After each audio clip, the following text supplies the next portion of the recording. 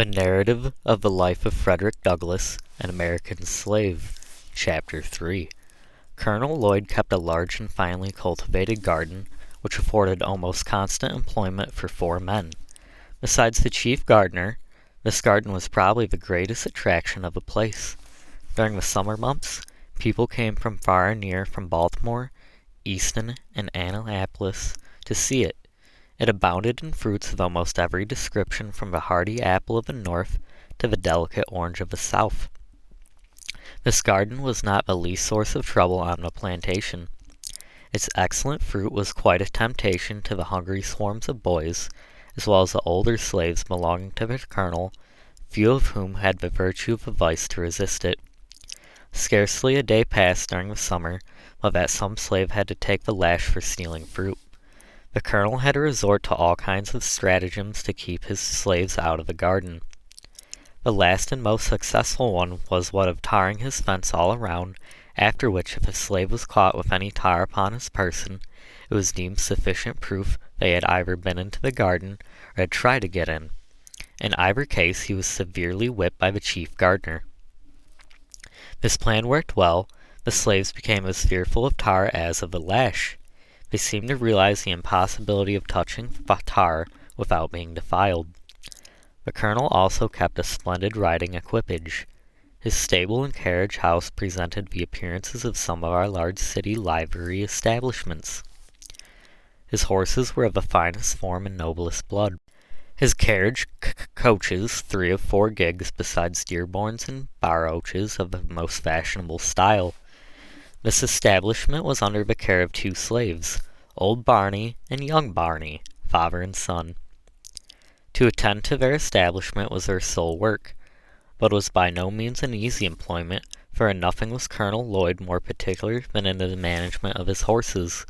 The slightest inattention to these was unpardonable, and was visited upon those under whose care they were placed with the severest punishment.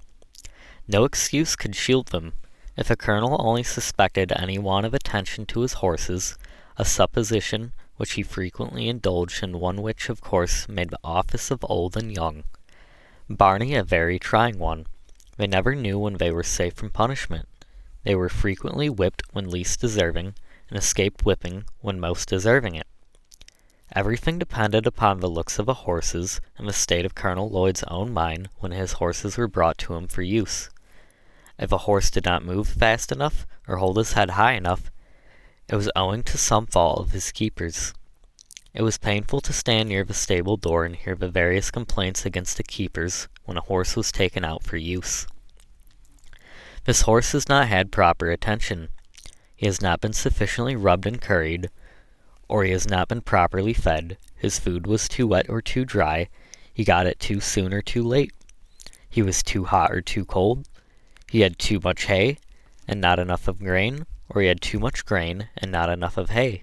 Instead of old Barney's attending to the horse, he had very improperly left it to his son. To all these complaints, no matter how unjust, the slave must answer never a word. Colonel Lloyd could not brook any contradiction from a slave.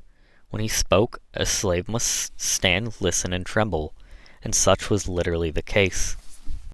I have seen Colonel Lloyd make old Barney, a man between 50 and 60 years of age, uncover his bald head, kneel down upon the cold damp ground, and receive upon his naked and toil-worn shoulders more than 30 lashes at the time.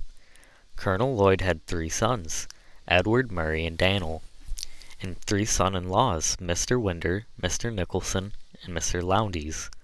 All these lived at the great house farm, and enjoyed the luxury of whipping the servants when they pleased, from old Barney down to William Wilkes, the coach-driver. I have seen Winder make one of the house servants stand off from him a suitable distance to be touched with the end of his whip, and at every stroke against great ridges upon his back. To describe the wealth of Colonel Lloyd would be almost equal to describing the riches of Job. He kept from 10 to 15 house servants. He was said to own 1,000 slaves, and I think this estimate quite within the truth. Colonel Lloyd owned so many that he did not know them when he saw them, nor did all the slaves of the out farms know him. It is reported of him that while riding along the road one day, He met a colored man and addressed him in the usual manner of speaking to colored people on the public highway of the South. "Well, boy, whom do you belong to?" "To Colonel Lloyd," replied the slave. "Well, does the colonel treat you well?" "No, sir," was the ready reply. "What, does he work you too hard?" "Yes, sir." "Well, don't he give you enough to eat?" "Yes, sir, he gives me enough such as it is." The colonel, after ascertaining where the slave belonged, rode on. The man also went on about his business, not dreaming that he had been conversing with his master. He thought, said, and heard nothing more of the matter until 2 or 3 weeks afterwards.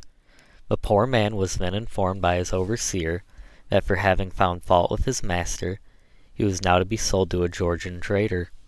He was immediately chained and handcuffed, and thus without a moment's warning he was snatched away and forever sundered from his family and friends, by a hand more unrelenting than death. This is a penalty of telling the truth, of telling the simple truth in answers to a series of plain questions. It is partly in consequence of such facts that slaves, when inquired of as to their condition and the character of their masters, almost universally say they are contented and that their masters are kind.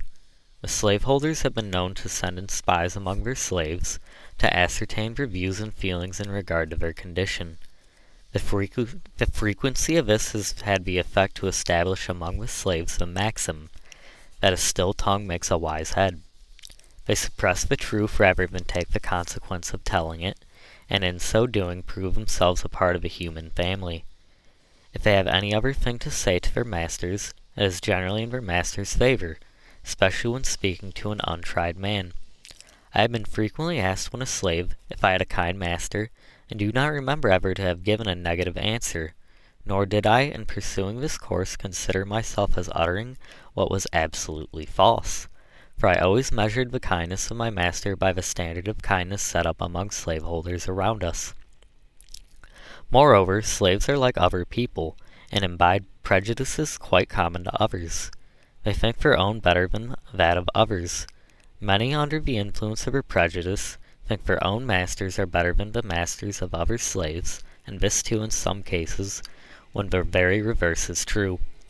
Indeed, it is not uncommon for slaves even to fall out and quarrel among themselves about the relative goodness of their masters, each contending for the superior goodness of his own over that of the others.